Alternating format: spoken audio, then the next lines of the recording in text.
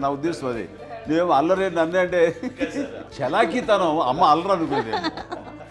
లేదండి ఎక్కువ హుషారు కానీ చాలా బాగుండేవాడు అబ్బాయి. ఇంట్లో పనులన్నీ మీకు సాయంగా ఉంటాయి. అవునండి, వాడే చేసేవాడు అండి. ఇంట్లో ఎవరు ముట్టుకునేవాడు కాదు, మా నాగబాబు అస్సలు ముట్టుకునేవాడు కాదు. అన్నిటికీ నాకు ఆయన సహాయమే పాపం. నాన్న ఆయన ఉద్యోగం వెళ్ళిపోయారు. నేను పాక్కుంటూ అలాగా వెళుతూ వెళ్ళిపోయాను, నాకు తెలియదు. తర్వాత అమ్మ చెప్తుంటే లేలుగా మాత్రం కొన్ని కమ్మర కోలు ఉంది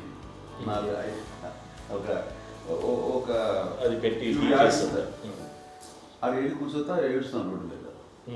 అయ్యేసరికి వాళ్ళు 3 years. చెల్లెళ్ళకి ఇచ్చిన సలహా ఏంటి? అంటే ఇండిపెండెంట్గా ఉండడం కదా అమ్మ, ఎవరిని డిపెండ్ అవ్వద్దు. మీ పిల్లలు నువ్వే జాగ్రత్తగా నేర్చుకో, ఎవరిని ఇలా చేయకు, డిపెండెంట్గా పెట్టద్దు అని ఆవిడ మాకు బాగా ఎప్పుడు ఎక్కువ చెప్తుండేది. నాకు కొంచెం టఫ్ టైమ్స్లో కూడా ఆమె నీ పాటి నువ్వే ఉండాలి, ఎవరి దగ్గర ఉండదు, ఎవరింట్లో ఉండదు, మా దగ్గర కూడా ఉండదు, నీ ఇద్దరు దగ్గర మటుకు నువ్వే ఉండాలి. అది కష్టం కదండి అట్లా చెప్పడం. చెప్పారు చాలా తక్కువ చెప్పారు, బట్ నాకు అదే ఇచ్చేది నేను ఇండిపెండెంట్గా అట్లా ఒకరి దగ్గర ఉంటే నీ గౌరవం తగ్గిపోతుంది, ఎక్కడ ఉండదు. అది చాలా నాకు చాలా ఇన్స్పైరింగ్ ఉండేది మాటలు.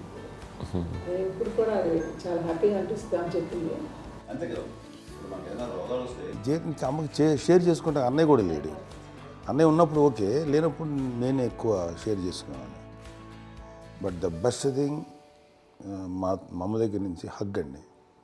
ఈరోజు కూడా మా అమ్మని హగ్ చేసుకోకపోతే అంటే అది నాకు మా అందరిలోనూ, అంటే ఆవిడ పెద్ద చదువుకున్న వ్యక్తి కాదు, పెద్దగా బయటికి వెళ్ళి ఎక్స్పోజ్డ్ కాదు, కానీ ఇవాళ అమ్మ విషయంలో నేను గొప్పగా ఫీల్ అయ్యేది. కానీ చాలామంది పెద్దలు రిటైర్ అయిపోయి విశ్రాంతి తీసుకుంటున్నటువంటి పెద్దలందరూ కూడా ఆచరించే విధంగా ఒక విషయాన్ని నేను గమనించాను.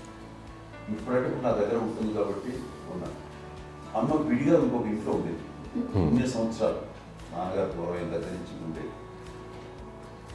5 సంవత్సరాలు ఒంటరిగా ఉండి నన్ను బిడ్డలందరూ ఎవరు మానాన్ని వెళ్ళిపోయారు, నేను ఒంటరి అయిపోయాను అన్న ఫీలింగ్ అమ్మకు ఎప్పుడు ఉండేది కాదు. తర్వాత బిడ్డలు వాళ్ళ టైం బట్టి వచ్చి చూసుకుంటే సరిపోతుంది. అది వారమా, నెలక, 2 నెలక, అసలు ఒకసారి రాలేని పరిస్థితిలో ఉంటుంది. 5-6 నెలల పాటు ఇదే ఊళ్ళో ఉండి పక్క విధుల్లో ఉండి ఎవరి పనులు వాళ్ళు బిజీగా ఉండి, ఎవరి షూటింగ్ వాళ్ళు బిజీగా ఉండి, ఎవరి ప్రొఫెషన్లో వాళ్ళు బిజీగా ఉండి, ఎవరి ప్రొఫెషన్లో వాళ్ళు బిజీగా ఉండి, తన సంసారం తను బిజీగా ఉంటాను. ఒకసారి అమ్మ ఏమీ ఫీల్ అయ్యేది కదా, ఏంటమ్మా రావట్లేదు, అసలు పట్టించుకోవట్లేదు ఏంటి అంటే అంతేలేమ్మా అని ఇలాంటి నిరసన మాటలు కానీ, ఈసరింపు మాటలు కానీ, లేకపోతే న్యూనతాభావం కానీ ఇలాంటివి ఎప్పుడు అమ్మకు లేవండి. వచ్చారు అబ్బాయి ఏం చేసి పెట్టడా చెప్పండి అంటూ చాలా పాజిటివ్ ఉండి ఇప్పటికీ కూడా తను సెపరేట్ కిచెన్ మా ఇంట్లో మిగతా ఉండదు, వేరే కిచెన్. ఎందుకంటే అమ్మకి మోస్ట్ స్ట్రెస్ బస్టర్ వచ్చేసినా లేకపోతే ఏదో రిలీఫ్ ఏంటంటే తన కిచెన్లో కూర్చొని వండి అందరికి పెట్టాం. ఇప్పటికీ కళ్యాణ్ బాబు అక్కడక్కడ తిరిగేసి ఎక్కడెక్కడో చేసి నిరసనలు చేసి రకాలు చేసి వస్తే అమ్మకి చాలా జాలి. ఆడేదో ఇంక మేము గుడ్లా కష్టపడుతున్నాం, కానీ ఆడి ఎంతలో వెళ్ళేదో మీ టీవీలో వాటిలో అది ఎక్కువగా చూపించేసరికి వాడే కష్టపడతారు, మేము కష్టపడలేదు ఫీల్ అమ్మకి. అందులో వాడు రాగానే ఎలా వచ్చావా అని అమ్మ ఎక్కడ కళ్యాణ్ బాబు అంటే ముందు అమ్మను కానీ ఎక్కడ కళ్యాణ్ బాబు తను ఎక్కడ ఉంటాడు, ఏ ఉంటాడు తెలుసు. అది చూసిన తర్వాత ఎక్కడ తను వాడికి ఇష్టమైన బిర్యానీ అవి చేసి చక్కగా పంపించి అన్నీ చేస్తుంటాడు. అట్లాగా బిడ్డలకి పెట్టడమే తప్ప బిడ్డల నుంచి ఈ వయసులో ఎక్స్పెక్ట్ చేయడం లేకపోగా కొంచెం పట్టించుకోవట్లేదు అనే ఒక న్యూనత భావనలోకి వెళ్ళిపోయి సైకలాజికల్ డిప్రెస్ అయ్యే మదర్ మాత్రం కాదు. ఆ రకంగా మాకందరికీ భరోసా. మేము కూడా పెద్ద అయినా బిడ్డలు వాళ్ళ ప్రవృత్తి ఉద్యోగరీత్యా వాళ్ళ వృత్తిరీత్యా వాళ్ళు దూరం అయిపోయి మనల్ని చాలా కమ్యూనికేషన్ గ్యాప్ వచ్చినా సరే బిడ్డలు నాకు దూరం అయిపోయి పట్టించుకోవట్లేదు. ఇలాగే చూసావా వెళ్ళి ఎంత ఇదిగా వదిలేయేవాళ్ళు గురించి ఇప్పుడు ఏమైపోయాను అన్న ఇంత కించెం బాధపడలేదు వాళ్ళకి అంటూ నెగిటివ్ సైడ్ ఆలోచించే విధానం లేనే లేదు. అది మా అందరికి ఎంత కంఫర్టబుల్ అంటే అంత కదా. నేను చూసుకోకపోతే మాధవ్ చూసుకుని మాధవ్ లేకపోతే నాగబాబు వెళ్తుంటాడు, కళ్యాణం వల్ల మా విజయ్ చూసుకుంటున్నది సరే, నాకు కళ్యాణ్ బాబు తను చూసుకుంటుంటాడు, ఇలా ఎవరో కూడా వెళ్తూ ఉంటాం. అమ్మ మాత్రం అది వెరీ గుడ్ హెల్దీ. నేను చాలా మంది తల్లిదండ్రులు చూశాను, అవును వాళ్ళు చాలా ఇబ్బంది పడుతూ ఉంటారు. పట్టించుకోవడం మేము అర్థం చేసుకోగలము, కానీ వాళ్ళు వస్తే బాగుంటుంది కదా అనేది ఉంటుంది, ఫీల్ అవుతారు. అవును. అలాంటి ఫీలింగ్ ఏం లేదు. పైగా బిడ్డలు వస్తే వాళ్ళకి ఏం చేసి పెట్టాలా అనే ఆలోచన. అది వెరీ హెల్దీ. చాలా మంది ఆచరించాల్సిన గొప్ప విషయం అనుకుంటాను. చిన్నప్పుడు అన్ని ఆనందాలేనా, మర్చిపోలేని దుఃఖాలు కూడా ఏవైనా ఉన్నాయా? అమ్మ చెప్పాలంటే ఏ బాధ తెలియకుండా మోకాల రీప్లేస్ చేస్తారు అని వీళ్ళందరూ చెప్పాలి భయపడుతున్నారు. అదే అబద్ధం అండి. అది అన్నయ్య నన్ను గౌరవంగా మాట్లాడుతున్నాడు కానీ అన్నయ్య అవుట్ ఆఫ్ ప్రొటెక్షన్ మాట్లాడుతున్నాడు కానీ అవుట్ ఆఫ్ మాట్లాడుతున్నాడు కానీ అసలు ఎప్పుడు ఏ పని చేయలే. లేదు నిజం ప్రామిస్ అండి, ఏ పని చేసేవాడు కాదు. మా ఇద్దరికి మధ్యలో పాపం అన్నయ్య చాలా పని చేసేవాడు. ఎంత పని చేసేవాడు, నేను వచ్చిన తర్వాత మళ్ళీ నాకు ఏదైనా చిన్న పని చెప్తే అది కూడా నువ్వే చేయనివ్వండి. ఆ కోపం వచ్చి ఒకడు కొట్టేవాడు, కొడితే కోపం వచ్చేది తప్ప నేను వెళ్ళేవాడిని కాదు. అమ్మకి ఎప్పుడు ఏంటంటే ఇదే పని చేయడని, అంతే. నిజంగా ఏ పని చేసేవాడు కాదు. అవునా? లేదు వాడంటే మాత్రం మహాప్రేమ. నేను చూస్తున్నాను దగ్గర ముద్దు పెట్టినావు ఆర్టిస్ట్ కాబట్టి వ్యక్తీకరించిన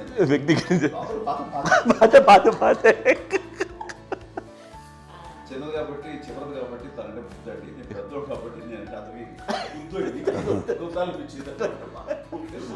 ఎక్కువ కష్టపడింది కానీ మా నాన్నగారి చేతిలో ఎక్కువ అంటే నాన్న బాగా కోపం ఎక్కువ అనుమానించింది కానీ అన్నయ్య పాపం బాగా దొరికేసేవాడు పాపం. ఒకసారి అంటే మరి మాకే అనిపించి ఏంటి ఇంత దారుణ ఆపోజిట్. యూజువల్గా ఆఖరి పిల్లలు హైపర్ యాక్టివ్ ఉంటారు, అన్నయ్య పుట్టడమే భయంకరమైన హైపర్ యాక్టివ్. ఒకప్పుడు అమ్మాయిల్ని ఎక్కువగా బయటికి పంపించేవాళ్ళు కాదు, అబ్బాయిల మీద కూడా అనేక ఆంక్షలు ఉంటూ ఉండేవి. మీ పిల్లల్ని అలా ఆంక్షల మధ్య పెంచారా, లేకపోతే పూర్తి స్వేచ్ఛనిచ్చారా? అంటే మాకు మా నాన్నగారు కానీ మా అమ్మగారు కానీ అండి మాకన్నా చాలా బ్రాడ్ మైండ్ ఉన్న వ్యక్తులండి. ఎందుకంటే పిల్లలు ఎక్కడన్నా బయటకు వెళ్తే ఇప్పుడు మేమైతే భయపడిపోతాం. మా విజయ్ కానీ మా చిన్న చెల్లి అన్నయ్య నేను అందరం కూడా ఇవాళ ఉన్న పరిస్థితిలో వాళ్ళు ఎప్పుడు భయపడేవాళ్ళు కాదండి. ఎక్కడికి వెళ్తాను వీళ్ళని ఇచ్చేవాళ్ళు, లేట్ అయినా అసలు ఏమనేవాళ్ళు కాదు. లేకపోతే ఏదైనా మోటార్ బైక్లు వేసుకున్నాం, లేకపోతే కారులో ఎట్లా పడితే ఎట్లా వెళ్ళినా సరే ఏమనేవాళ్ళు కాదు. వాళ్ళు తెలియకుండానే మాకు ఒక ఫ్రీడమ్ ఇచ్చారండి. సో దట్ అదే ఆ ఫ్రీడంలో భాగమే అన్నయ్య కానీ ఇండస్ట్రీకి వెళ్ళాలంటే కూడా ఒక వ్యక్తి ఒక కొడుకు ఒక గొప్ప కెరీర్ని పర్సూ చేసుకుంటూ వెళ్తున్నప్పుడు నాన్నగాని అమ్మగానే ఓపెన్ మైండ్ తోటి అసలు నువ్వు వెళ్ళినా ఎంతకాలం వెళ్తావచ్చు, నువ్వు ప్రయత్నించని చెప్పి అలా వదిలేశారండి. అన్నయ్య కూడా ఏంటంటే మోస్ట్ రెస్పాన్సిబుల్గా వెళ్ళి చాలా మేజర్ అమౌంట్ అన్నయ్యకి కూడా పెద్ద అమ్మకు వందలు ఇచ్చేది కాదు. కరెక్ట్గా ఆ ఇన్స్టిట్యూట్లో చదువుకునేటప్పుడు ఎంత ఇవ్వాలో కరెక్ట్గా ఇచ్చేది. తనకి ఎక్స్ట్రా ఖర్చు పెట్టుకుంటే అంటే అట్లా ఉండేది అంతే కదా. అంత జాగ్రత్తగా అన్నయ్య కూడా అంత రెస్పాన్సిబిలిటీగా రెసిప్రోకేట్ అయ్యి చేసి అందువల్ల మా అమ్మ నమ్మకం చూడాలి, మా అమ్మగారి మా నాన్నగారి నమ్మకాన్ని అన్నయ్య ఎప్పుడు అది పాడు ఇంత నమ్మకానికి 10 times ఇచ్చాడు. ఏ వయసెస్ వైపు కానీ ఏ అలవాట్ల వైపు కానీ ఎందులో ఇండల్జ్ అవ్వకుండా నేను ఇప్పుడు హాస్పిటలైజ్డ్. అది వీడైతే ఏమో తలుచుకుంటే భయం వేసేసేది. అప్పుడు నాన్న గుర్తుకు వచ్చేవాడు, ఓహో వాళ్ళ టెన్షన్ ఇంతే లేవు, మనకి మన కొడుకు వస్తే తెలియదు ఈ మాట నాన్న ఎప్పుడు అన్నారని అనిపిస్తుంది. Sweet memories my. అత్త కోడళ్ళ మధ్య అనుబంధం ఎలా ఉంటుంది? సురేఖ్ గారితో మీకున్న అనుబంధం గురించి చెప్తారా? మాకండి కోడలు కాదండి, నాకు కూతురండి. అంత బాగుంది. మీది ఒక అందమైన ఉమ్మడి కుటుంబం, అందరూ కలిసి ఉంటారు. ఇంత ఆనందంగా ఉండడానికి కారణం ఏంటి? దీనికి పునాది ఎవరే వేశారు? మా నాన్నగారి క్వాలిటీ నేను ఎగ్జాంపుల్ చెప్పగలను. అమ్మ వాళ్ళ ఇంట్లో పెద్దది, వాళ్ళ నాన్నగారు అంటే మా తాతయ్య గారు ప్రొహిబిషన్ డిపార్ట్మెంట్లో సిఐగానే ఎస్ఐగానే చేయడం. అమ్మ తర్వాత అబ్బాయి తర్వాత ముగ్గురు ఆడతారు. వాళ్ళు ఏంటంటే రాకరావిడి నాగబాబు కంటే కూడా చిన్నవాడు. అది ఆ వయసు అంత చిన్నవాడు. అమ్మ మా పిన్నమ్మని నాకంటే చిన్నవాడు. ఎప్పుడు ఎవరు కొన్ని విషయాలు నాగబాబు మా సపోర్ట్గా ఉంటాడు. నాగబాబు ఉండి వాడు ఉంటే భరోసా. అలాగే ఆడపిల్లలు ఇట్లా ఒకరినొకరు కాంప్లిమెంటింగ్ టు ఈచ్ అదర్ అండి. అవి ఒక్కరు కాదండి, అది వాళ్ళు ఆమె చూపించే ప్రేమగా నేను చెప్పగలను. కానీ బట్ ఇది దీని అందులో సూత్రధారి నాన్న తర్వాత అది అమ్మ మెయింటైన్ చేస్తుంది. ఇప్పుడు అమ్మ నా ఇంట్లో ఉంది అంటే మనవాళ్ళు వస్తారు, మనవాళ్ళు వస్తారు, ఆడబిడ్డలు వస్తారు, వీళ్ళబిడ్డలు వస్తారు, ఇల్లు ఎప్పుడు కలకలాడతారు అమ్మ. అది మేమందరం ఆచరిస్తుంటాం పండగలకి, పబ్బాలకి. అది నిన్న మొన్న నాగబాబు వచ్చి చాలాసేపు కూర్చున్నాడు. నేను ఇంట్లో లేకపోయినా వచ్చి నాగబాబు కూర్చొని టైం స్పెండ్ చేసి వెళ్ళిపోతుంటాడు. అలాగే చెల్లెలు ఇద్దరు ఆల్మోస్ట్ ఎవ్రీడే మాత వస్తుంటుంది, తను కూడా వస్తుంది. నేను సాయంత్రం కూడా వచ్చి ఉంటుంది. అమ్మా మధ్యాహ్నం వచ్చి కదా వచ్చి ఇక్కడే భోజనం చేసుకో అలా ఉంటుందండి. ఈ తరం వాళ్ళకి మీరు ఇచ్చే సలహా ఏంటి? కలిసి ఉంటే బాగుంటుందండి.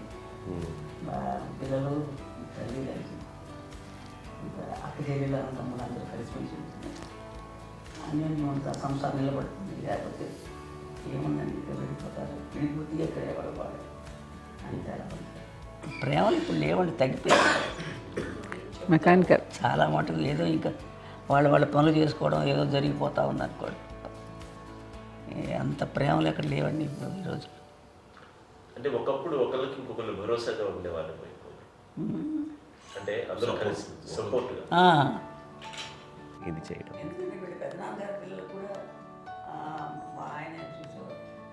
మా నాన్నగారు అన్నయ్య గారు నాన్నగారు వాళ్ళ బిడ్డలు కూడా వాళ్ళ ఇక్కడే బిడ్డలు కూడా ఉన్నారు. నేనే పెళ్లి చేశాను. వాళ్ళని కూడా అమ్మాయి వాళ్ళకి కనిపించింది ఎన్ని ఆస్తులు వచ్చాయి ఫిజికల్గా అనే దాని మీద కంటే కూడా ఇవి ఆస్తిగా తీసుకుంటూ నేను విలువ ఎరిగి గుర్తెరిగి దాని ప్రభావం తెలుసుకుని అది కనుక మనం ఇచ్చుపుచ్చుకుంటే ఫ్యామిలీలో అంటే దాని మించడం ఉంటుంది.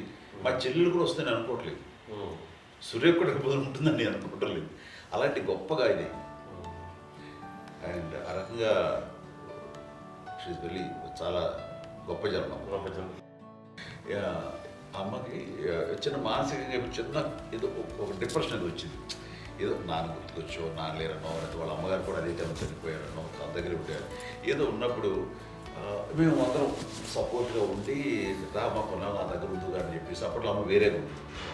ఉన్నప్పుడు ఒకటే మాట అమ్మ, నీలాంటి గర్భం అంటే అంజనమదే గర్భం అని బయట ఎన్నోసార్లు నా ఫ్రెండ్స్ కానివ్వండి, బయట కానివ్వండి, కొన్ని సందర్భాల్లో మీటింగ్లో కానివ్వండి, స్పీచెస్లో కానీ అన్నవాళ్ళు ఎంతోమంది అన్నారు. వాళ్ళ మాట అంటే రీజన్ తెలుసా నీకు? కోటాను కోటల్లో ఎంతమంది తల్లులకు నీకు వచ్చిన అదృష్టం, నీకు లభించినటువంటి గౌరవం ఎంత లభిస్తున్నాం. బిడ్డలు ఎంతోమంది చేత కొనియాడబడుతున్నారు, ఎంతోమందికి సహాయపడుతూ ఆ రకంగా వాళ్ళందరి యొక్క ఆశీస్సులు పొందుతున్నారు. కానీ ఎంతోమందికి నిరంతరం హెల్ప్ చేస్తూ వాళ్ళ ఇది చూసుకుంటున్నారు.